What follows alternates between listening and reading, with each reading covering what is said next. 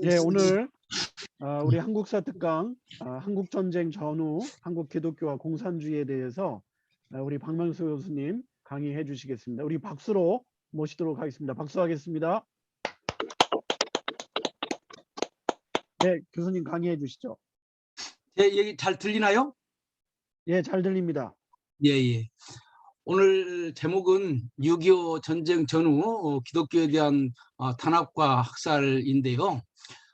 이것은 우리 저하고 장금현 박사하고 우리 연구소가 얼마 전에 진실과 화해위원회에서 6.25 전쟁 전후 이 문제에 대해서 연구 용역을 받아가지고 그 연구 과제로 제출했습니다.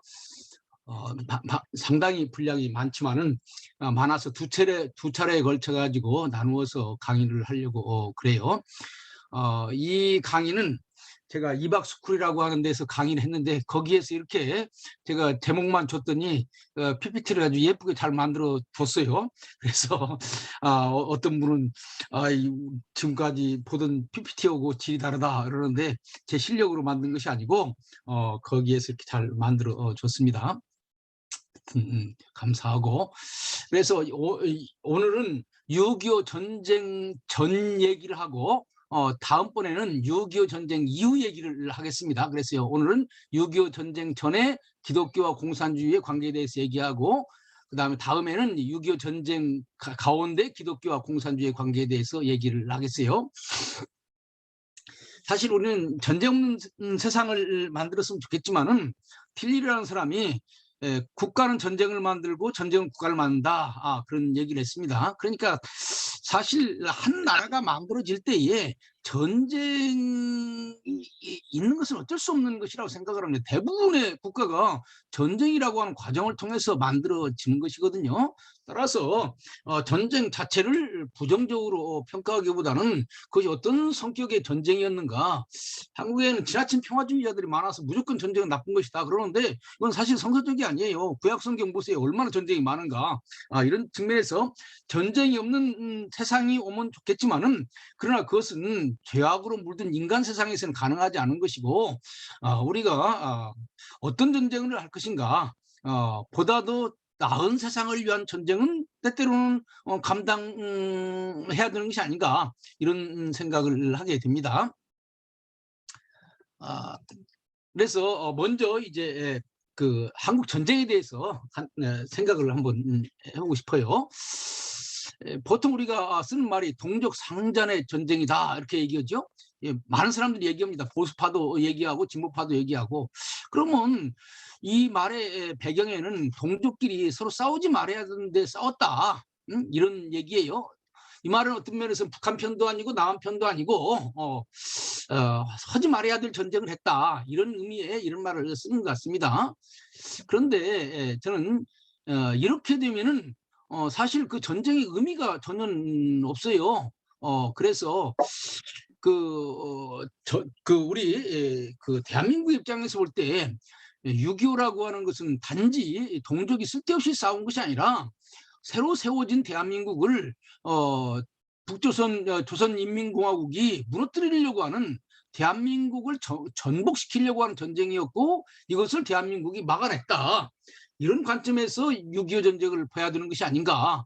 그러니까 1948년에 나라가 만들어졌지만은 그 나라가 사실은 약체 국가였다고요. 그런데 이것을 지금 아예 없애버리려고 지금 북한이 김일성이 전쟁을 일으킨 것이죠.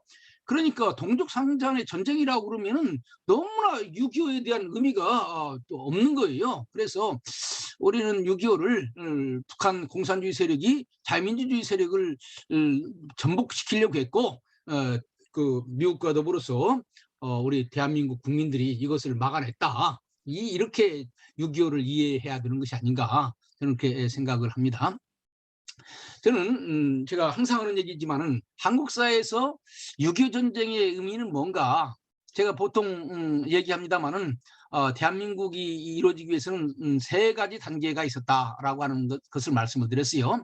3.1운동은 대한민국의 기원이고 1948년은 대한민국의 수립이고 그 다음에 6.25 전쟁은 대한민국의 수호다. 그래서 6.25는 3.1운동 정신에 의해서 뿌려진 씨 그리고 1948년 싹이 난 그 대한민국, 이것을 어떻게든지 지키려고 하는, 대한민국을 지키려고 하는 것이었다. 따라서 6.25에서 대한민국을 지키지 못했더라면 오늘 대한민국은 존재하지 않는 거죠. 따라서 민족적인 관점에서 6.25를 보는 것이 아니고 어떤 면에서 국가라고 하는 관점에서 6.25를 봐야 되는 것이 아닌가, 저는 이런 생각을 해보게 됩니다. 그러면은 이 대한민국과 기독교는 근본적으로 무슨 관계가 있느냐?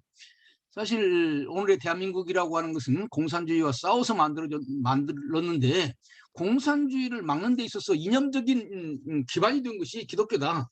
사실 일제시대 때도 그렇고 해방 직후도 그렇고 6.25도 그렇고 그런 이 시대에 있어서 공산주의를 제대로 아는 집단이 얼마나 있었을까?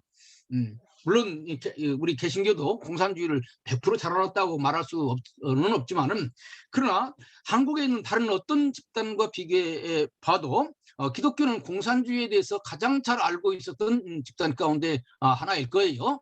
그리고 공산주의에 대해서 가장 그 공산주의에서 이 나라를 지켜야 되겠다고 하는 생각을 가진 그런 생각을 가진 집단이 우리 기독교였다. 그래서 사실 뭐 미국이 이 대한민국을 만드는 데 기여를 했고 이승만 박사 앞장섰지만은, 그런 대중들의 지지가 있어야 될 거 아니겠습니까? 아무리 미국이 뭐 월남전에서 월남을 공산화하지 않으려고 했어도 대중적인 지지 기반이 없으니까 월남이 공산화 되는 거 아니겠습니까? 이런 측면에서 볼 때에 이 한국 기독교가 중요한 역할을 했다, 이런 생각을 합니다. 저는 성결교 목사인데, 성결교에 온 선교사 가운데 길보른 선교사라고 하는 분이 있어요. 이분이 원래 중국에 있다가 모택동에 의해서 중국이 공산화된 다음에 우리나라에 와서 선교를 했습니다. 이분이 이런 얘기를 했어요. 자기가 한국에 와서 보니까 한국에서 지금 진행되는 상황이 공산주의와 민주주의의 싸움이 아니라 공산주의와 기독교의 싸움이다. 공산주의는 공산당이라고 하는 분명한 실체가 있어요. 좌익 세력이라고 하는 분명한 세력이 있어요. 그런데 민주주의는 민주주의를 위해서 싸우는 세력이 뭐냐, 잘 보이지 않는다고 하는 거지요. 오히려 민주주의를 위해서 싸우는 그 가장 강력한 세력은 기독교고, 사실 그래서 남한에서는 공산주의와 민주주의가 싸우는 것이 아니라 사실 공산주의와 기독교가 싸우는 것이다, 이런 얘기를 했는데 저는 아주 적절한 표현이라고 생각을 합니다. 그러니까 공산주의에 대해서 명시적으로 가장 분명하게 그런 쪽으로 나가서는 안 되겠다고 생각하는 집단이 바로 우리 기독교 집단이었다고 하는 것이죠. 이런 측면에서 대한민국을 만드는 데 있어서 기독교는 매우 중요한 역할을 했다. 우리가 이것을 생각할 수가 있습니다. 그러면은 먼저 해방 전에 공산주의와 기독교의 그 관계에 대해서 살펴보겠습니다. 지난번에 우리 여러 번 공부한 거지만 다시 정리한 입장에서 간단하게 얘기를 한다면요, 저는요 한일 합방, 한일 병합 이후에 3.1운동에 나타난 건국운동은 그 민주공화국 건국운동이라고 생각을 해요. 그러니까 나라가 망한 다음에 우리 한국 사람들이 꿈꿨던 나라는 민주공화국이다. 물론 여러 가지 선택이 있었어요. 하나는 옛날 조선왕조로 돌아가려고 하는 복병운동이 있었지만은 별로 사람들이 여기에 귀를 기울이지 않았다고요. 참 놀라운 것은 3.1운동이 왜 일어났습니까? 고종의 장례식 때 일어났잖아요. 그런데 어느 누구도 고종의 후예를, 고종이 세운 대한제국을 계승하자 이렇게 말하는 사람이 없어요. 그러니까 우리 한국 사람들이 고종의 장례식 때 가서 죽은 고종 불쌍하다라고 눈물을 흘렸지만은 새로 세워질 나라는 고종이 세운 그런 것과 같은 나라가 아니라 우리가 주인이 되는 나라를 만들어야 되겠다, 민주공화국을 만들어야 되겠다. 여기서 말하는 민주공화국이라고 하는 것은 미국을 중심으로 하는 자유민주주의 세계를 얘기하는 것입니다. 왜냐하면은 이때 우리 한국 사람들은 윌슨의 민족자결주의를 따라서 국제연맹, 미국이 주도하는 국제연맹에 가입을 하기를 원했고, 이 당시에 나타나 있는 여러 가지 청원서랄지 독립문서를 보면은요, 우리는 미국을 중심으로 하는 서구 민주주의를 따르려고 한다라고 하는 것이 여러 차례 나오고 있습니다. 이런 측면에서 3.1운동의 한일 병합 이후 3.1운동에 나타나는 건국 운동은 민주공화국 운동이고 이것의 배후가 바로 우리 기독교라고 하는 거지요. 그래서 기독교와 민주공화국은 뗄 수 있는 것이 아니고 같이 나가는 것이다. 여기에 대해서 이것을 가장 잘 표현해주고 있는 것이 미국의 1919년 4월 달에 이루어졌던 필라델피아 한인대회입니다. 이승만 박사가 서재필이랄지 여러 사람과 더불어서 일으킨 필라델피아 한인대회에서 그 사람들이 강조했던 것은 앞으로 세워질 나라, 3.1운동 이후 앞으로 세워질 나라는 기독교적인 정신과 미국식 민주주의를 따르는 것이다. 그랬습니다. 저는 그래서 3.1운동은 단지 일본으로부터의 독립운동이 아니라 새로운 나라가 어떤 나라가 되어야 될 것인가라고 하는 구체적인 그 선언이다. 이렇게 생각을 합니다. 이것은 자유민주주의적인 세계 질서에 속하는 그런 나라를 만들겠다고 하는 겁니다. 그런데 이것만 있었으면 얼마나 좋겠습니까? 그런데 1920년대 중반 이후에 공산주의가 등장을 했어요. 그래서 공산주의는 민주공화국을 만들려고 하는 것이 아니라 그 공산주의국가, 사회주의국가를 만들려고 그렇게 생각을 한 거지요. 그래서 사실은 이제 1917년에 보면은 미국의 그 윌슨의 민족 자결주의를 따를 것인가 아니면 볼셰비키의 그 공산주의 노선을 따를 것인가라고 하는 선택의 갈림길이 있었습니다. 1917년이 참 중요한 것이 1917년에 볼셰비키 혁명도 일어났지만은 1917년에 사실 윌슨이 민족 자결주의를 얘기하기도 했어요. 그러니까 우리 한민족 앞에는 두 가지 선택의 가능성이 있었던 거예요. 하나는 미국을 중심으로 하는 자유민주주의 세계에 속하는 방법이 있고 또 하나는 볼셰비키 혁명으로 표현되는 공산주의 세계에 속하는 방법이 있는데 1919년 3.1운동은 우리는 볼셰비키 혁명의 그 라인을 따라가는 것이 아니라 윌슨이 주장하는 그러한 자유민주주의 세계에 따라가겠다고 하는 것을 선포를 한 거죠. 그런데 여기 한 가지 문제가 생겼습니다. 그것은 뭐냐면은 그렇게 하면 미국이 좀 우리를 도와줄 줄 알았는데 도와주질 않는 거예요. 거기에서 많은 사람들이 실망을 했어요. 그래서 원래는 우리 한국 사람들한테 볼셰비키 혁명이라고 하는 별 그 매력이 없었는데 미국이 우리를 도와주지 않으니까 상당히 많은 사람들이 공산주의에 의해서 공산주의의 매력을 갖기 시작을 했다고요. 바로 이런 것이 1920년대 중반에 등장하는 공산주의인 거예요. 그리고 공산주의는 반기독교 운동과 같이 나가는 거죠. 자유민주주의는 기독교 운동과 같이 나가는 것이고 공산주의 운동이라고 하는 것은 반기독교 운동과 같이 나가게 되는 것입니다. 그래서 1920년대 중반에 박헌영이 이 땅에 들어와서 공산주의 운동을 할 때 그것은 매우 초기 논문 가운데 하나가 기독교에 대해서 공격하는 논문들이 나오고 있습니다. 사실 박헌영도 알고 보면은 초기 언더우드한테 미국 유학을 보내달라고 요청했는데 언더우드가 그것을 거절했다고 그래요. 사실 박헌영이요, 제가 아마 우리 황성준 의원님이 아마 내가 틀렸으면 고쳐주시길 바랍니다. 박헌영이 러시아어보다는 영어를 더 잘했다고 그래요. 그래서 영어는 어느 정도 이해를 하는데 러시아는 그렇게 잘했다는 얘기를 제가 듣지를 못했어요. 그러니까 어떻게 보면 그때 언더우드가 좀 눈 딱 감고 박헌영을 미국 유학으로 보냈다면 역사는 좀 달라지지 않았을까 이런 생각을 하기도 합니다. 그러나 역사에는 가정이라고 하는 것이 없으니까 다 쓸데없는 얘기죠. 어쨌든 간에 일제시대에 우리 한국 사람들 속에는 3.1운동으로 표현되는 민주공화국 건설이라고 하는 큰 하나의 흐름이 있었고 또 하나는 미국이 도와주지 않으니까 우리도 공산주의를 한번 건설해보자라고 하는 또 하나의 두 가지 흐름이 있었다. 그러나 저는 이 두 가지 흐름을 대등한 운동으로 생각을 하면 안 된다고 생각을 합니다. 민주공화국을 만들려고 하는 그런 생각은 3.1운동이라고 하는 전 민족적인 견지에서 동의한 그런 운동이지만은 20대 중반 이후에 등장한 공산주의 운동이라고 하는 것은 한 번도 전국 민족적인 차원에서 사람들이 여기에 대해서 동의한다고 하는 그런 것이 주어지지가 않았어요. 일본이 공산주의를 비판하기 때문에 다 지하운동으로 했고 그래서 지하의 소수의 엘리트들을 중심으로 혹은 소수의 노동자들을 중심으로서 공산주의가 등장했는지는 모르지만은 그러나 3.1운동 때 나타난 것과 같은 그러한 전 민족적인 그러한 민주공화국 세력과는 비교할 수 없다. 너무나 나는 공산주의와 민주주의를 한국 역사에서 서로 대등한 관계로 보는 것은 저는 옳지 않은 것이라고 생각을 합니다. 그런데 이제 1930년대 중일전쟁 이후에 이제 또 새로운 일들이 벌어지게 됩니다. 그전 얘기를 좀 하나 더 해야 되겠네요. 1930년대쯤 되면은 한국 기독교는 이제 공산주의를 어떻게 이해해야 될 것인가라고 하는 그런 큰 문제가 등장하게 됩니다. 20년대 중반부터 나타나가지고 공산주의를 막 공산주의가 기독교를 비판하게 되니까 1930년대에 있어서 한국의 중요한 그 교회 연합기관인 조선 그 기독교 그 연합회가요? 이 이름이 명칭이 정확하게 생각이 안 나는데 거기에서 우리는 공산주의와 같이 갈 수 없다. 공산주의는 반기독교적인 단체다.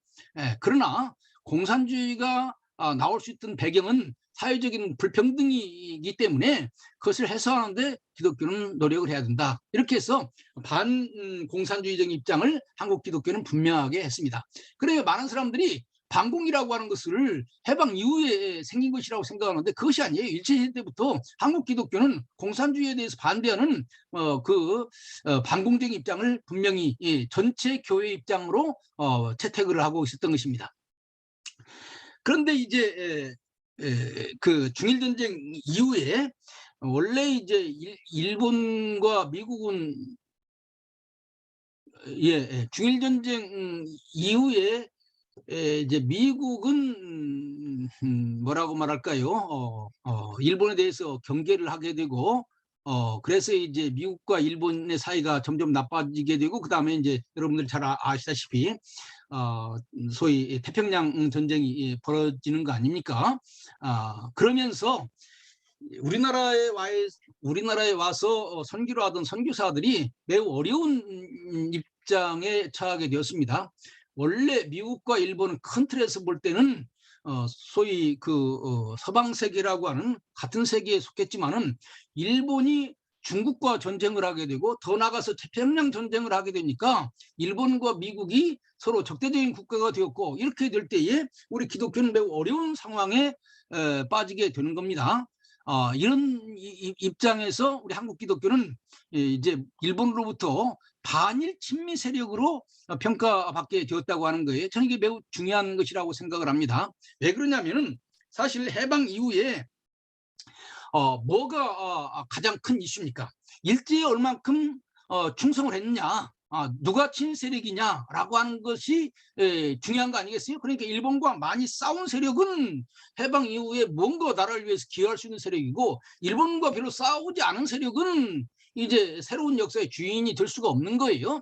그런데 사실 태평양 전쟁이 벌어지고 난 다음에 그 기독교와 일본 사이는 매우 나빴어요. 왜냐하면 일본은 기독교를 친미 세력이라고 생각을 하기 때문에 그런 것이죠. 물론 일부 한국 기독교인들 가운데서 친일로 전향된 사람이 있지만은 그 근본적으로 큰 틀에서 보면은요 일본은 한국 기독교 전체를 믿질 않았어요. 일부 사람들이 일본의 말을 잘 고분고분 들어줬지만은 일본 사람들이 생각할 때는 언젠가는 기독교는 이제 반일로 갈 것이다. 그래서 제가 여기에서 얘기하려고 하는 것은 일제 말에 한국 사회에서 어떤 세력보다도 우리 기독교는 일본과 맞서는 그러한 입장에 있었다. 가장 중요하게 얘기할 수 있는 것은 사실 일본의 대동아 공영권의 핵심은 천황제고 천황제를 가장 명시적으로 반대했던 것은 기독교에는 없습니다. 신사참배 반대도 그렇고 그다음에 그 천황에 대해서 반대해서 예수님이 재림하면은 천황이 심판받는다라고 하는 그러니까 대동아 공영권이라고 하는 천황 중심제의 일본 중심의 세계관에 대해서 그리고 그 배후에 있는 그 일본식 그 종교에 대해서 사상적으로 반대한 것은 기독교인 것입니다. 이런 측면에서 볼 때 이승만 박사가 이제 태평양 전쟁을 앞두고 쓴 자펜 인사이드 아웃 일본 내막기라고 하는 것을 보면은 지금 태평양 전쟁이라고 하는 것은 단지 물질과 물질의 전쟁이 아니다. 이것은 사상과 사상의 전쟁인데 그것은 일본의 그 신토이즘이라고 하는 그 황제 숭배, 천황 숭배 사상과 그다음에 민주주의의 그 기독교적인 정신과의 싸움이다. 이렇게 보거든요. 이런 점에서 볼 때 어떤 면에서 보면 태평양 전쟁 자체가 영적인 전쟁이라고 말할 수 있어요. 일본의 신토이즘과 기독교를 중심으로 하는 미국과 기독교를 중심으로 하는 또 다른 세력 간의 싸움이라고 말할 수가 있는 거죠. 바로 일제 말의 그 참혹한 시기에 일본과 이렇게 맞선 세력이 어디가 있었는가 하는 기독교에는 찾아보기 힘들다고 생각을 합니다. 그러면 공산주의자들이 그런 얘기를 할 거예요. 우리가 제일 반일에 앞장섰다 이렇게 얘기를 할 겁니다. 그러나 이 당시의 상황은 그렇지 않아요. 여러분들 제가 여러 번 얘기를 했습니다마는 이 당시에 일본과 소련은 서로 중립조약을 맺었어요. 서로 침략하지 않겠다고 하는 중립조약을 맺었습니다. 왜 그랬을까요? 소련은 독일과 전쟁을 하고 있었고 일본은 미국과 전쟁을 하고 있었어요. 소련이 독일과 전쟁하는 것도 힘든데 일본하고 소련하고 전쟁을 하게 되면 어떻게 되겠습니까? 일본 똑같아요. 미국과 전쟁하는 것도 힘든데 사실 소련과 전쟁한다고 하는 것은 버거운 것입니다. 사실 그런 국제적인 상황이 아니면 일본과 소련은 싸울 수밖에 없는 그런 것이죠. 그러나 당시 각각 자기 전쟁을 하고 있기 때문에 서로 자극하지 않으려고 노력을 했습니다. 저는 성결교회 목사인데 1930년대 말에 성결교회가 발행하는 활천이라고 하는 잡지가 있습니다. 이 활천이라고 하는 잡지에는 성경 해석이 나오고 있는데 이명직 목사님이 성경 해석을 하면서 이제 그 요한계시록을 강해를 하면서 이것은 붉은 여기에 나온 붉은 용은 러시아다, 공산주의다 이런 말을 썼어요. 그런데 일본이 그 이명직 목사를 소환해가지고 지금 일본의 입장은 소련을 자극하지 않으려고 하는 것이다. 지금 일본과 소련이 서로 침략하지 않아야 지금 전쟁을 할 수 있는데 서로 이렇게 그 성경에 나오는 붉은 용이 공산주의다 이런 얘기를 하게 되면은 소련을 자극하게 되니까 이런 것은 말하자면 일소관계를 해친다. 그래서 그 부분을 다시 오려내고 다시 출판하도록 하더라고요. 그러니까 일본이 얼마나 그 소련과 관계를 잘 하려고 그랬겠습니까? 이런 측면에서 본다면은 내가 볼 때는요 일제 말에 그 일본이 그 공산주의를 그렇게 심하게 박해를 많이 안 했습니다. 가령 예를 든다면은 소련의 그 영사관이 서울에 있었잖아요. 우리나라에 와 있던 외국 영사관 거의 다 철수했는데 소련 영사관만 남아 있었다고요, 우리나라에. 그러니까 그 영사관을 통해서 뭐 소련 공산주의 활동을 지시도 하고 많이 했죠. 그다음에 여운형 같은 왔다 갔다 하는 사람들을 일본이 잘 대우해가지고 오히려 여운형한테 일본 요구했던 것은 일본과 소련이 전쟁하지 않도록 당신이 나가서 좀 중재 역할을 잘 해달라 이렇게 얘기를 했거든요. 이것을 조금 더 얘기를 한다면 일제 말에 공산주의와 싸우는 세력 가운데 그 기독교 세력과 공산주의 세력을 얘기할 수 있는데 오히려 공산주의는 일소 중립조약이라고 하는 국제적인 배경 때문에 별로 큰 어려움을 겪지 제가 판단 좀 더 연구를 많이 해봐야 됩니다만은 않았을 것 같고 기독교는 상당히 피박을 많이 받았습니다. 실질적으로 미국이 이제 태평양 전쟁 마지막 판에 이제 그 진격을 하려고 그러니까 무슨 생각을 했냐면요, 일본이 미국이 이제 들어오게 되면은 한반도 내에서 미국과 내통할 수 있는 세력이 뭐냐? 가만히 생각을 해보니까 기독교인인 거예요. 그런데 미국이 그 남태평양에서 군대를 이끌고 한반도를 침략해 오면은 안에서 미국과 동조하는 세력이 있게 되면은 일본이 매우 어려워지잖아요.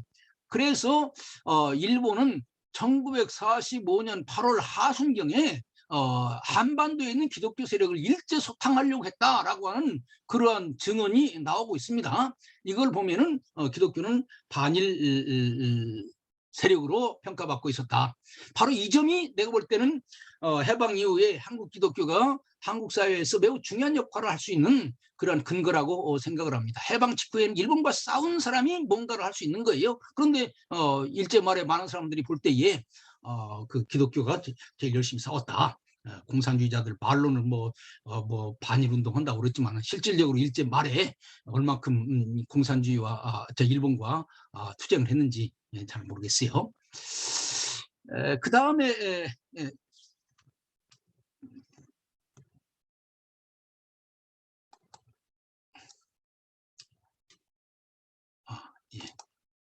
그 다음에 이제 해방 후를 살펴봅시다. 이런 측면에서 보면은요, 해방 직후에 건국준비위원회가 기독교 세력이 많았습니다. 해방 이후에 가장 중요한 단체가 건국준비위원회입니다. 제가 이 얘기도 여러 번 말씀을 드렸습니다. 우리나라에 13도가 있는데 13도 가운데서 적어도 반절 이상이 기독교인들이 건국준비위원회 위원장을 하고 있었어요.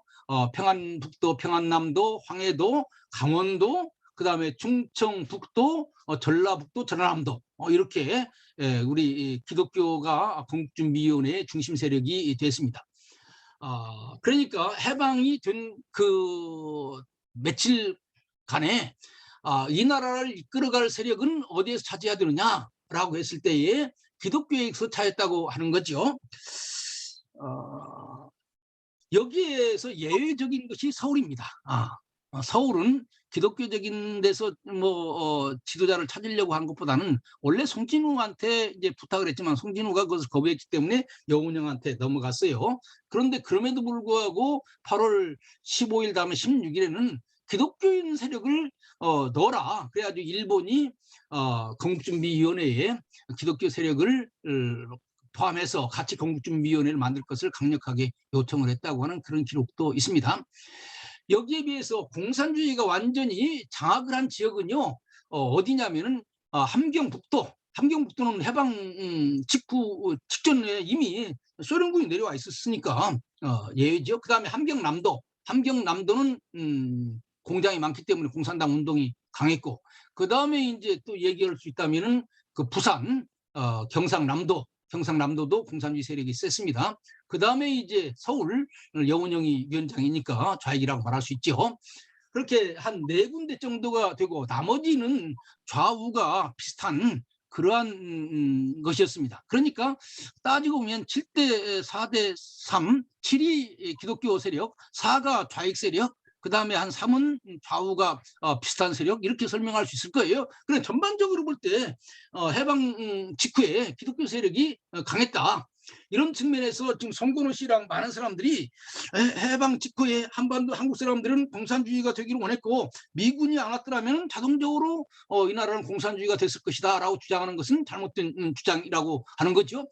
만일에 미국과 소련이 오지 않고 한국 사람으로서 자동적으로 말하자면은 그 정권을 만들도록 했더라면은 전체 13도 가운데서 7개 이상을 위원장을 차지하고 있는 기독교 세력이 어떤 면에서는 새로운 나라를 만드는데 주도 세력이 됐을 거예요. 그러나 북한에서는 공산주의자들이 와서 인위적으로 그 건국준비위원회를 인민위원회로 바꾸면서 공산 세력으로 만들어 버렸거든요. 이런 측면에서 우리가 먼저 생각해야 될 것은 해방 직후에 일제와 싸웠던 기독교 세력이 한반도의 중심 세력이었다라고 하는 것을 머릿속으로 이해를 했으면 좋겠습니다. 그러나 그것이 오래가지를 못했어요. 곧바로 이제 공산주의자들이 조직적으로 활동을 해서 이 건국준비위원회를 인민위원회로 바꿨습니다. 이게 참 묘한 거지요. 왜 그러냐 하면은 건국준비위원회는 말이 이제 건국준비위원회니까 여기 잘하면 나라를 세우는 그런 임시정부 같은 것이 되는 거죠. 그런데 미군정이 이것을 인정하지 않았다고요. 미군정이 이것을 인정하지 않았어요. 그러니까 건국준비위원회에 속한 사람들이 미군정이 인정하지 않는 건국준비위원회를 잘하면 무슨 소용이 있느냐, 별 소용이 없다, 이렇게 생각을 하고 건국준비위원회에 대한 애착이 약해지는 반면에 오히려 공산주의자들은 그 틈을 타서 인민위원회를 강화해서 우리가 건국준비위원회를 인민위원회로 바꿔가지고 말하자면 미군정을 상대로 해서 우리가 정권을 인수하자, 이렇게 생각을 했던 거예요. 그러니까 우익은 건국준비위원회에 대한 매력을 잃게 되고 좌익은 건국준비위원회를 인민위원회로 바꿔가지고 미 군정과 협상을 해가지고 우리가 이 나라의 정권을 찾자, 그러니까 자동적으로 이제 건국준비위원회는 약화되면서 동시에 인민위원회가 등장을 하게 되는 거죠. 그래서 이 당시에 기록을 보면은 건국준비위원회 위원장하던 모든 목사들이 거의 다 그냥 스물스물 사라지게 되고 좌익들이 인민위원회 위원장으로 되게 되는 거예요. 그렇게 되면서 이제 가진 폭력이 등장을 하는 것입니다. 여기에서 말하는 폭력이라고 하는 것은 이제 공산주의식의 폭력이에요. 그래서 뭐 공장 노동자에게 토지는 농민에게라고 하는 슬로건과 함께 이제 그 각 지역에서, 특별히 지역에서 일본 사람들이 가지고 있었던 재산들을 자기들이 나눠 갖는 그런 일들이 시작이 되는 것입니다. 그러니까 인민위원회가 장악을 하면서 그 사람들이 일본 사람들이 남기고 간 그 적산품들을 자기들 것으로 갖게 되니까 이제 거기에 돈이 생기게 되는 것이고 재산이 생기게 되는 것이니까 힘이 생기게 되는 것이죠. 그럴 때에 이제 미군이 진주를 했습니다. 미군이 일시적으로 진주한 것이 아니에요. 우리나라에 들어온 미군이 3개 사단이 들어왔습니다. 제일 먼저 들어온 것이 하지가 있었던 그 서울 지역에 1개 사단이 제일 먼저 들어오고, 얼마 후에 이제 경상도 지역에 또 1개 사단이 들어오고, 그 다음에 이제 호남 지역에는 제일 늦게 들어왔는데, 실질적으로 도 단위까지는 뭐 11월 정도면은 이제 미군정이 들어오게 되지만은 실질적으로 군 단위까지, 면 단위까지는 미군정이 들어가질 않았어요. 군 단위까지 완전히 이 미군정이 들어가서 장악을 한 것은 특별히 전라남도 같은 경우에는요, 1946년 2월경에 가야 미군정이 군 단위까지 그 자리를 잡게 되는 거예요. 여러분들 이것을 잘 알아야 됩니다. 건국준비위원회는 약화되고 인민위원회가 등장을 해서 각 지방마다 사실 지방정권, 공산주의적인 지방정권이 형성되고 있는 그런 상황 가운데서 미군이 늦게 도착을 했단 말이에요. 서울은 일찌감치 왔어요. 그렇기 때문에 인민위원회 세력이 제일 먼저 소탕된 지역이 바로 서울입니다. 그러나 시골로 내려가고 지방으로 내려갈수록 미군정이 늦게 지연되기 때문에 그때 이미 벌써 보세요. 가령 1946년 2월 달에 미군정이 왔다고 생각을 해봅시다. 그러면 인민위원회가 아마 자리를 잡게 되는 것이 1945년 9월 초에는 건국준비위원회를 몰아내고 인민위원회가 자리를 잡았을 거예요. 그러면 9월, 10월, 11월, 12월, 1월, 길게 보면은 4개월, 5개월 내에 공산주의적인 정치를 실질적으로 했던 거예요. 실질적인 그 정부 노릇을 인민위원회가 하고 있는 것입니다. 이런 것들을 미군정이 와서 하나씩 다시 바꾸는 거예요. 그런데 이제 해방은 됐고 미군정은 아직 오지 않았고, 이런 상황 가운데서 일본 사람들이 가지고 있었던 막대한 적산 가옥이랄지 재산이랄지 이런 것들을 자기들이 차지하게 되니까 얼마나 좋아요. 공산주의자들 직업도 없이 밤날 돌아다니던 그런 사람들이 그런 집에 살게 되니까 뭐 새로운 세상을 만나게 된 거죠. 그러니까 이제 거기에서 상당한 세력을 형성하게 된 거예요. 미군정이 오기는 왔지만은 미군정도 도 단위까지는 자기들이 장악을 했지만 군 단위에 되면은요, 그 인민위원회 세력과 맞서 싸우기보다는 상당한 많은 경우가 인민위원회 세력을 어느 정도 인정을 하고 적당히 타협하는 그런 쪽으로 나가게 됐어요. 그래서 이제 이런 것들이 제일 심한 것이 제주도지요. 제주도는 미군이 제일 늦게 도착을 했기 때문에 그 사이에 인민위원회 세력이 가장 뿌리를 깊게 내리게 되었다고요. 이럴 때 이제 이승만 박사가 오게 되는 것입니다. 이승만 박사가 와서 보니까 미군정은 뭐 물르기가 짝이었고 인민위원회는 전국적으로 강한 조직을 형성하고 있고, 이것을 만회하기 위해서 이승만 박사가 독립적성중앙회라고 하는 것을 만들었습니다. 그래서 이제 이승만 박사가 독립적성 국민회를 중앙회를 운영을 하면서 기독교인들을 불러 모아가지고, 당신네들 3.1운동 때 얼마나 많은 노력을 했느냐, 기독교가 3.1운동 때 민주주의 국가를 만든다고 했는데 지금 공산주의 국가가 되려고 그러니까 기독교인들이 총 걸게 해가지고 독립적성 중앙회를 통해서 활동을 했으면 좋겠다, 이렇게 얘기를 했습니다. 그래서 기독교인들이요, 사실 건국준비위원회 때 중요한 역할을 하다가 인민위원회가 등장을 해가지고 상당히 주춤을 했습니다. 근데 이승만 박사 와가지고 다시 좀 한번 좀 열심히 해보자. 그러니까 기독교인들이 독립적성 중앙회에 열심히 참여를 했고, 여기에 가장 앞장섰던 사람들이 감리교 목사들이에요. 왜냐하면 이승만 박사가 자기는 감리교인이라고 그러니까 감리교인들이 더 열심히 참여를 하게 되는 것입니다.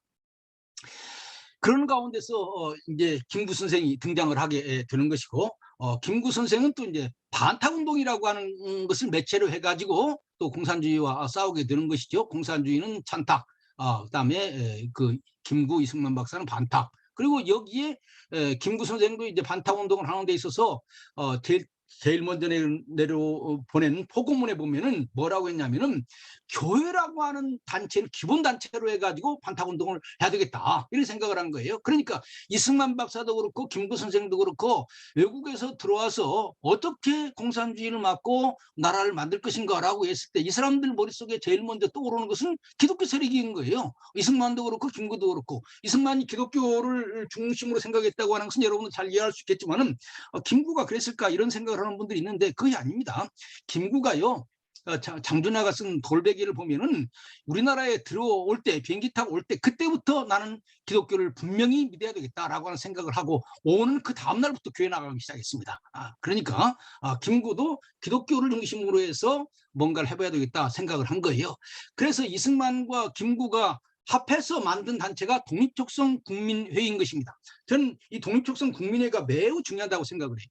제가 6.25를 전후해서 공산주의와 싸운 단체, 각 지방 단체를 쭉 살펴보았는데 가장 많이 등장하는 것이 독촉 국민회입니다. 국민회 세력이 각 지방마다 싸웠어요. 한민당, 이런 한민당은 뭐 부자들 지주당이라고 그러죠. 서울에서는 뭐 큰 소리 쳤는지 모르지만 지방에 한민당의 세력이 별로 없었습니다. 한독당, 김구의 한독당도 별로 없었어요. 그런데 독립적성 국민회의가 각 지역마다 널리 있었고, 이 독립적성 국민회의가 1946년 봄을 지나가면서 아주 상당히 강한 세력으로 부상을 하게 되었습니다.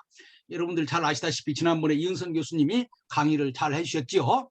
이승만 박사가 소위 남선 순행, 남조선을 순행을 하면서 이제 그 독립적성 국민회에 대해서 강조를 많이 했다고요. 그래서 이승만 박사가 연설하고 돌아다니는 곳마다 독립적성 국민회가 새롭게 강하게 성장을 하게 되었고, 그 지역에 있었던 인민위원회는 쇠퇴하게 되는 거예요. 그래서 1946년 4월, 5월 그 신문 기사를 보면은 뭐가 나오냐면은 인민위원회 조직원들이 독촉 국민회의 의원으로 바꿔가고 있다. 인민위원회는 해체되고 독촉 국민회의는 강화되고 있다라고 하는 기사들이 많이 나오고 있습니다. 바로 이 독촉 국민회의가 각 면 단위까지 그 전국적으로 조직을 했고, 해방 당시에 가장 강력한 그 단체가 바로 독촉 국민회의예요. 독촉 국민회의는 정당이 아니면서 정당 비슷하고 그런 것입니다. 이승만 박사가 총재였고 김구 선생이 부총재였고, 그다음에 이시영이나 혹은 신익희나 조소왕이나 이런 세력들이 다 독립적성 국민회의에 다 멤버였던 거예요. 그래서 저는요, 어떤 면에서 보면은 그 임시정부가, 이승만과 김구가 포함된 임시정부가 국내에 와서 만든 대중적인 단체가 독립적성 국민회의라고 생각을 합니다. 그래서 자꾸 한민당을 많이 내세우는 것은 한민당은 지주계급, 친일계급 따라서 새로 만들어진 나라는 정통성이 없다 이렇게 얘기하기 위해서 그러는 것이고, 실질적으로 보면은요 독립적성 국민회의가 매우 중요해요. 그리고 1948년 재헌국회 때에도 국회의원을 제일 많이 배출한 단체도 이 독립적성 국민회의인 거예요. 그래서 독립적성 국민회의에 대해서 보다 더 본격적인 연구가 필요하다, 저는 그렇게 생각을 합니다. 그래서 여기에서 우리가 그 앞에서 정리해야 될 것은 독립적성 국민회의가 등장하면서 이제 인민위원회와 맞설 수 있는 세력이 생겼다라고 하는 것을 먼저 머릿속으로 정리를 해야 됩니다. 그 다음에 이제 또 하나의 큰 싸움이라고 하는 것은 뭐냐면은 1946년 10월달 소위 대구에서 일어난 대구 폭동이에요. 좀 더 설명을 하면은 제1차 미소공유회가 1946년 봄에 만들어졌는데 실패를 했습니다. 그러니까 이제 제1차 미소공유회를요, 제가 좀 깊게 연구를 해보면은요, 제1차 미소공유회 때만 해도요, 그 미군정은 이승만과 김구 세력을 밀어주려고 그랬어요. 이 점이 이제 미 국무성하고 미 군정하고 입장이 달라요. 미국 역사를 보면은요, 미국 국무성의 입장하고 그다음에 미국의 군부의 입장이 다릅니다. 군부는 보다 더 반공적인 성격이 강하고 국무성은 소련과 타협을 하려고 그러죠. 그런데 이제 1946년 제1차 미소공유 때에 하지하고 미 국무성하고 별로 사이가 좋지 않았어요. 하지는 자기 식대로 미 그 군인들의 입장을 그 뒷받침해가지고 메가더랑 같이 해가지고 이승만을 내세우려고 했는데 결국 실패를 했다고요. 소련이 뭐 절대적으로 이승만, 김구를 받지 않으려고 그러니까 그럼 별 수 없다.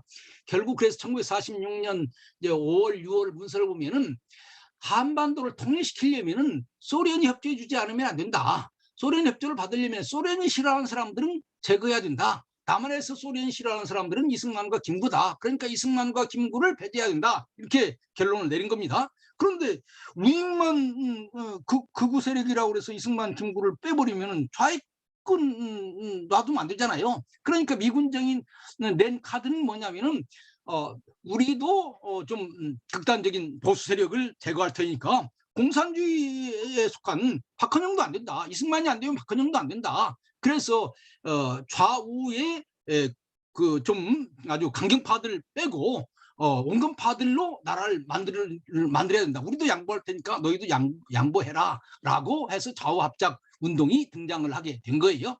그런데 여기에서 궁극적으로 본다면은 미국은 양보해서 온건파로 나라를 만들 생각이 있었지만은 소련은 그런 생각이 없었다고 하는 거예요. 그러니까 좌우 합작이 안 된 것은 미국 때문에 안 된 것이 아니에요. 소련 때문에 안 된 거예요. 소련이 생각할 때 박헌영을 빼버려? 그리고 여운형은 뭐 좀 호락호락하니까 여운형을 잘 요리를 해. 그럼 결국 이것이 한반도가 미국 편으로 들어가는 거 아니야? 이런 생각을 하는 거예요. 실질적으로 킨이라고 하는 미국 정보부 그 담당자가 얘기를 하는데 미국의 본래적인 입장은 그 이승만을 배제하는 명분으로 박헌영을 배제해서 박헌영과 여운형의 사이를 갈라놓고 그래 박헌영의 세력을 제거해버리면 공산주의에서 여운형만 남게 되면 약체잖아요. 그러니까 이 여운형은 잘 요리를 해가지고 우편으로 끌어들이려고 했다. 이런 입장이 있는 거예요. 박헌영이 가만히 보니까 자기가 팽팽하고 있거든요. 그래서 박헌영이 소위 비합법적인 투쟁이라고 하는 것이 1946년 이제 9월, 10월부터 강력하게 이루어지게 되고 이제 미국과는 잘할 수 있는 그런 입장이 아니고 미국과 투쟁을 해야 된다. 합법적인 투쟁이라고 하는 것은 미국이 이제 공산주의를 단합하지 않을 때에는 합법적인 투쟁을 할 수 있지만은 공산주의를 탄압하게 될 때에는 합법적으로 할 수 없으니까 비합법적으로 해야 된다. 그래서 소위 비합법적인 투쟁이라고 하는 것이 만들어지게 되는 거예요. 그러니까 1946년 여름부터 이제 미군정은 공산주의를 탄압하기 시작했습니다. 여러 가지 사건이 있어요. 그 중에 하나가 뭐 정판사 유조 화폐 사건도 있고 뭐 여러 가지 사건이 있습니다. 그런 것을 명분으로 해서 박헌영을 제거하려고 하는 공산주의에 대한 그 제거 작업을 하고 또 한편으로는 이승만도 이제 좀 멀리하고 이런 입장을 가지고 있는 거예요.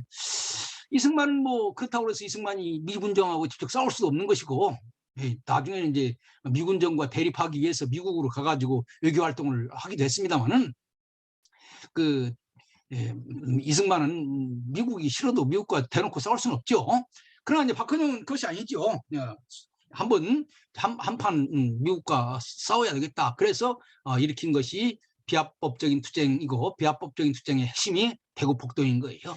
대구폭동은 그 당시에 이제 쌀 배급 문제가 있었는데 쌀 배급 문제라고 하는 것을 기회로 해가지고 공산주의자들이 그것을 이용해서 미군정에게 결정적인 타격을 입히려고 하는 것입니다.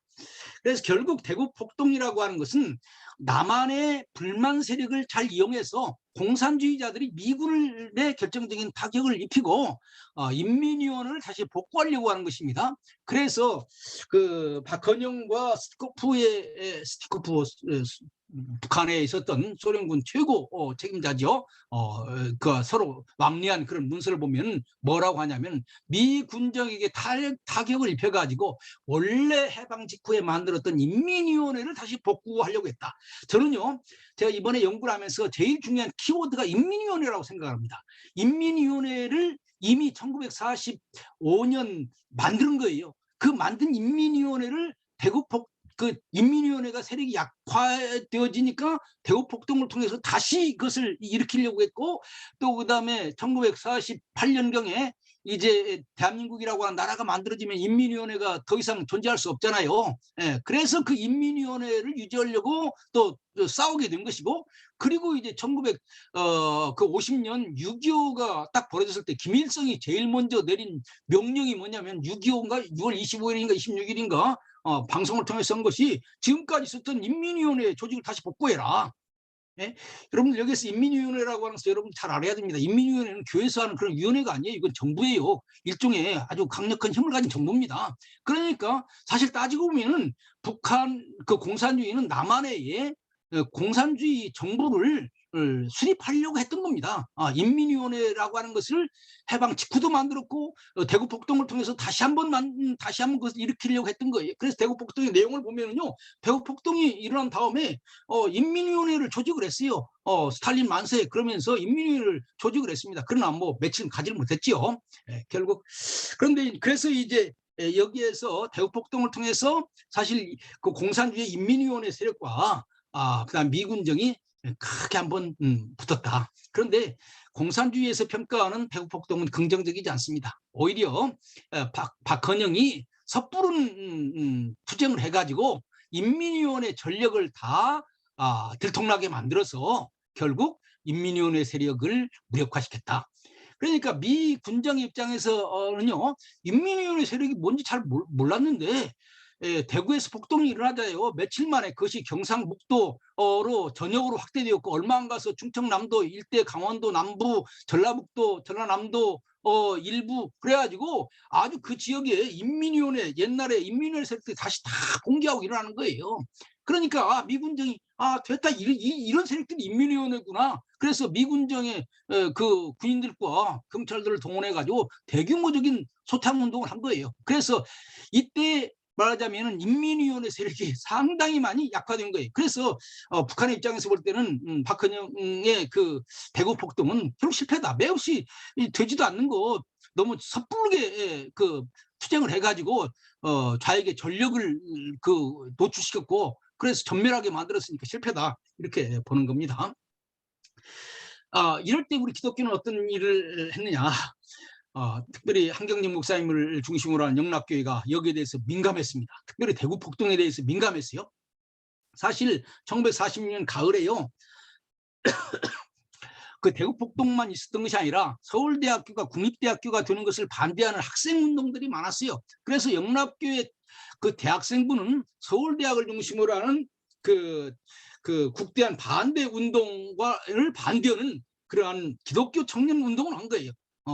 그래서 이제 국대한 반대 운동을 하고, 또 그다음에 영락교회를 중심으로 한 청년들이 소위 서북청년회라고 하는 것을 만들어서 말하자면은 그 공산주의와 맞서 싸웠던 것입니다. 1946년 대구폭동 직후에 이제 1946년 11월 며칠인가가 영락교회 창립 1주년입니다. 영락교회가 1945년 11월 달인가 세워졌다고요. 1년 후에 창립 1주년을 맞이하는 영락교회 한경림 목사님 설교를 보면은요, 이렇게 말하고 있습니다. 여러분들 지금 못하고 있습니까? 지금 공산주의가 지금 등장하고 있는데 우리가 무슨 수단을 써서라도 공산주의를 막아야 됩니다. 돈 있는 사람은 돈으로 싸우고, 그다음에 힘 있는 사람은 힘으로 싸우고, 그래서 어떤 모든 수단을 다 강구해서 공산주의와 맞서 싸워야 됩니다. 이렇게 얘기하고 있어요. 그러니까 어떤 면에서 보면은 목사의 주일날 설교라기보다는 아주 강력한, 말하자면 반동 그 연설 같은 그런 설교를 창립 1주년 때 하고 있다고요. 그래가지고 이때 이제 만들어진 것이 서북청년단입니다. 그리고 이제 여기에서 아주 아주 강력하게 영락교회가 1946년 가을 겨울에 다시 한번 공산주의와 맞서 싸우는 큰 그런 역할을 감당했어요. 영락교회에서 서울에 있는 모든 교회들이 모여서 공산주의 반대하는 기도회도 하고 이렇게 했고, 영락교회 청년들하고 좌익 청년들하고 싸우기도 하고 실질적으로 많은 투쟁이 여기에서 벌어진 것입니다.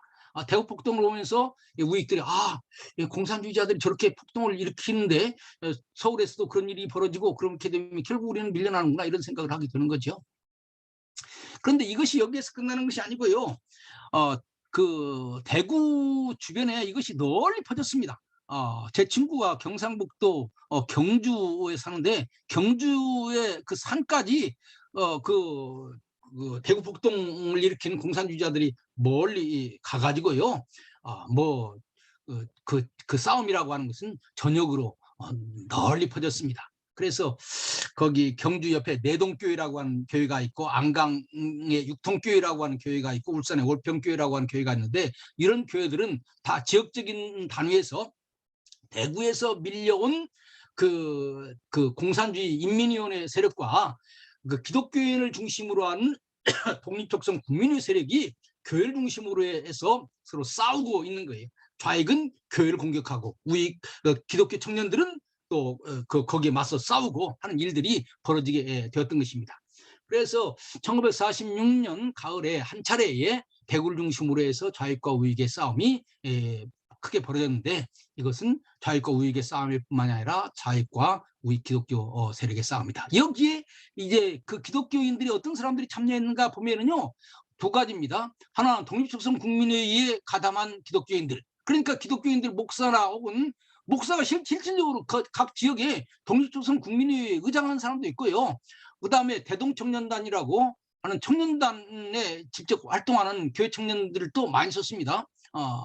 그래서 그런 세력들이 실질적으로 싸움을 했던 겁니다. 그 다음에 이제 그 대한민국이 만들어지는 데 있어서 중요한 것은 그 1948년의 싸움이죠. 그러니까 저는요, 좌익과 우익이 해방 공간에서 싸운 세 차례 큰 싸움이 있다고 생각을 해요. 하나는 해방 직후에 벌어졌던 인민위원회 세력과 독립적성 국민회의의 세력의 싸움. 그 싸움의 결과는 이승만 박사가 남선 순행을 하면서 독립적성 국민회의가 강화되면서 이제 1차적으로 독립적성 국민회의의 승리로 끝납니다. 2차적인 싸움은 대구 폭동, 1946년 10월 달에 일어났던 거예요. 대구에서 한번 기세 좋게 일어났지만은 얼마 가지 못해서 사라지고 말았습니다. 마지막 세 번째가 뭐냐? 말하자면 대한민국이 만들어지는 50선거를 전후한 그 투쟁입니다. 여러분들, 인민위원회가 준정부적인 역할을 했다고 그랬죠?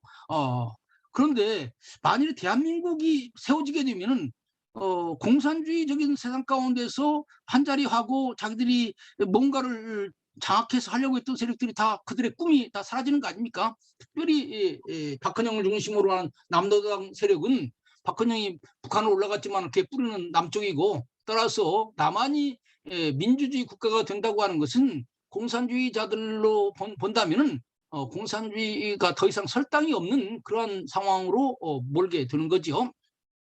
그래서 이제 대대적인 반대를 하는 거죠.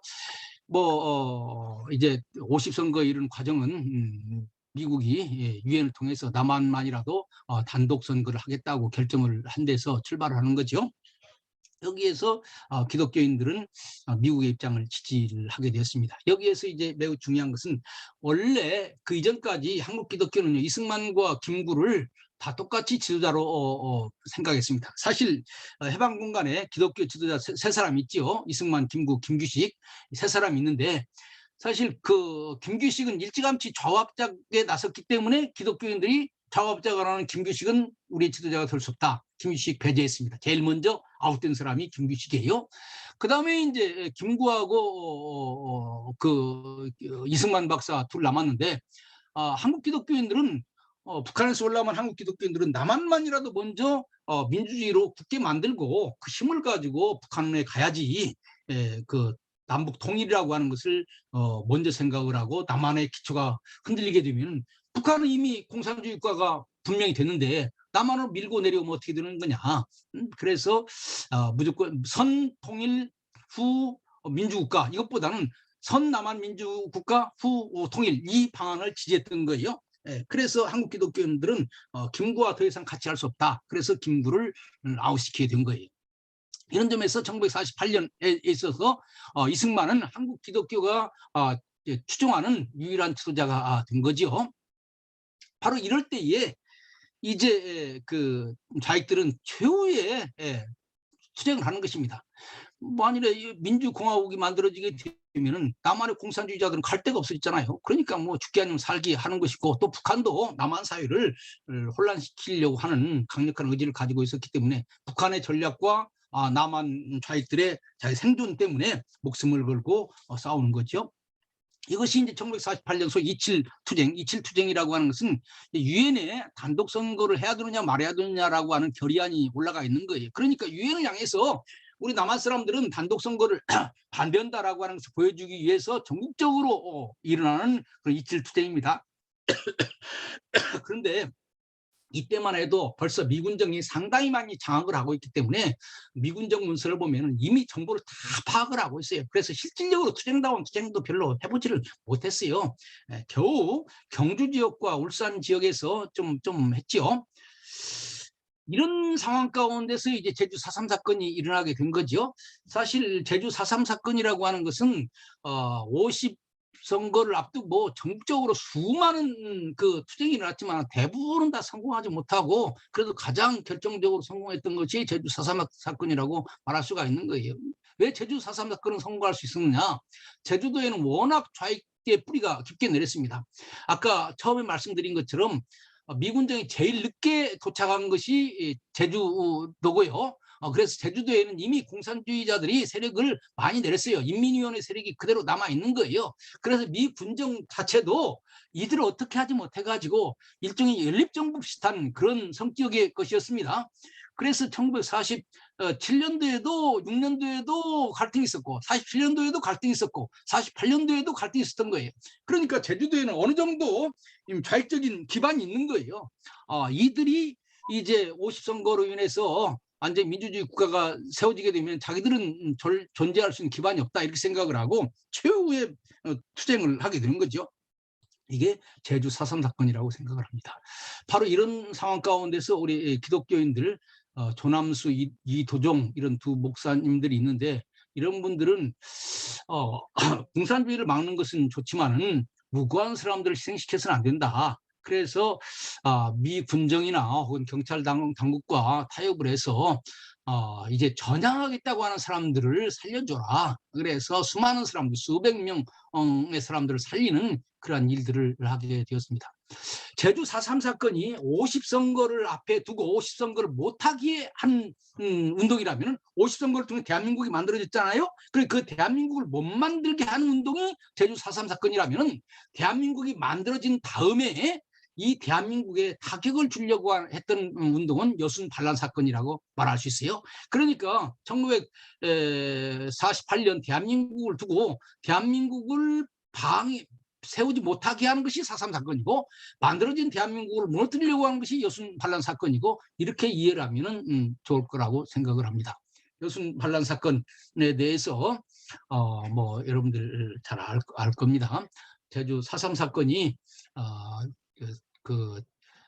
봄에는 어느 정도 진압이 됐는데, 가을 돼가면서 다시 한번 뭉쳐가지고 다시 크게 일어나고, 또 대한민국이 1948년 이제 8월 15일 나라가 만들어졌으니까 이제 완전히 좌익 세력을 소탕해야 되겠다. 그 첫 번째 케이스가 제주도다. 그래서 대대적인 제주도의 그 좌익 색출 작전에 나서게 되었고, 이렇게 되니까 이제 군대가 필요하죠. 그러니까 여수 순천에 있는 14연대를 끌고 14연대를 제주도에 파견하려고 했던 거예요.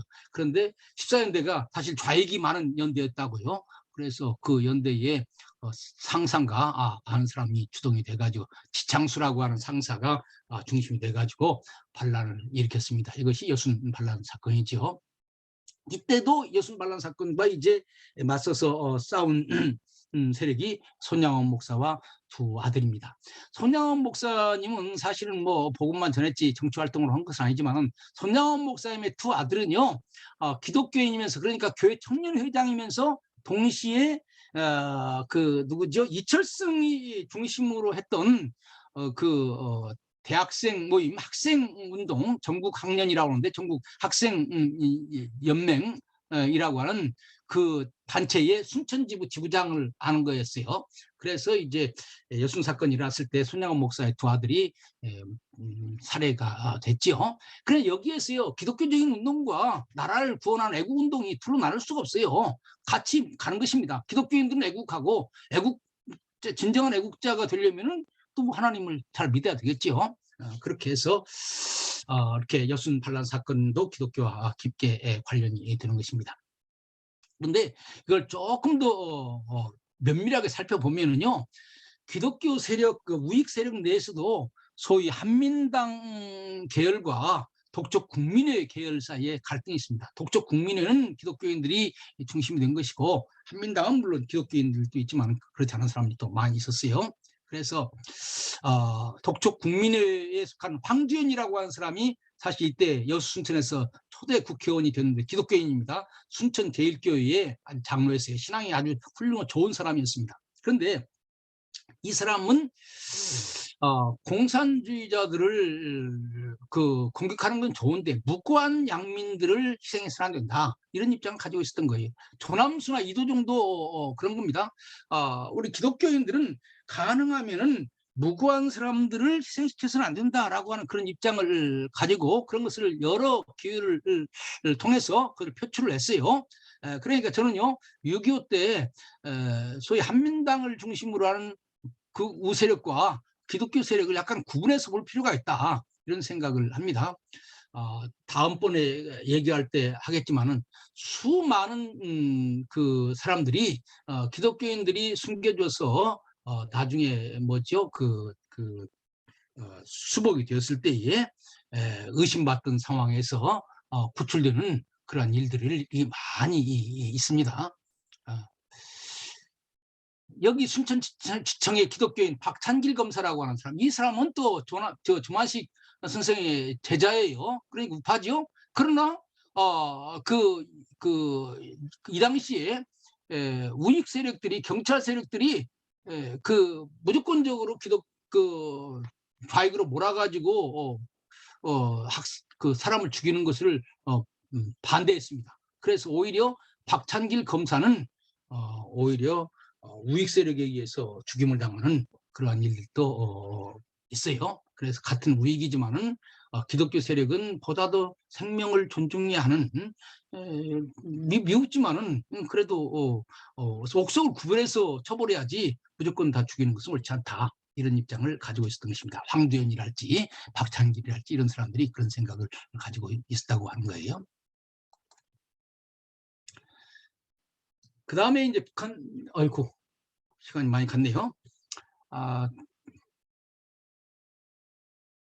북한 정권의 수립과 기독교 박해, 북한 얘기는 좀 길기 때문에 오늘 뭐 여기서 얘기를 마치는 것이 좋을 것 같습니다. 우리가 또 여러분들의 이 토론도 듣고, 그래서 오늘 제가 얘기하려고 하는 핵심은 뭐냐면은, 해방 공간에 있어서 기독교와 공산주의의 그 갈등이 세 차례에 걸쳐서 이루어졌다. 이건 뭐 좌익과 우익의 갈등이라고도 말할 수 있는데, 한 번은 해방 직후에 만들어진 인민위원회와 새로 등장하기 시작한 독촉 국민회의의 갈등이었다. 이것 하나하고 1945년 말과 46년 초에 있었던 것이죠. 두 번째 갈등은 대구 복동을 중심으로 하는 하나의 갈등이었고, 세 번째 갈등은 50선거를 두고 마지막으로 최후의 그런 큰 갈등이 있었다. 이 세 갈등 가운데서 기독교인들은 우익 세력의 중심에 서 있었고, 그렇게 함으로써 대한민국이 만들어지는데 결정적인 기여를 했다라고 하는 것을 얘기하는 것이 제 그 내용의 제 강의의 핵심입니다. 여기까지 하도록 하고 여러분들의 그 질의응답을 받도록 하겠습니다. 예, 감사합니다. 우리 먼저 박수하겠습니다. 네, 감사합니다. 그 화면을 내려주시면 좋겠습니다, 교수님.